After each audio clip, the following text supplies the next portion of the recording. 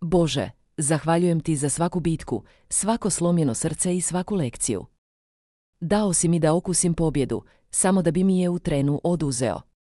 Naučio si me boli gubitka, snazi podizanja i moći ustrajnosti. Natjerao si me da se smijem u trenucima kad sam mislila da nikad neću pobjeći, ali si me i slomio dok nisam osjećala da mogu dalje. No čak i u najmračnijim trenucima nisam se slomila. Koliko god puta pala, podsjetio si me na moju snagu.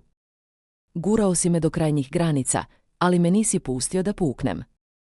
Svaki ožiljak, svaka modrica, svaki neuspjeh, sve me to oblikovalo u osobu kakva sam danas. Pokazao si mi da mogu izdržati sve, da je moj duh neslomljiv. I na tome sam ti zahvalna. Zbog tebe ustajem s ciljem, čak i kad je teret težak. Zbog tebe vjerujem da postoji ljepota čak i u borbi. Komentiraj amen u komentarima i podijeli ovaj video s drugima.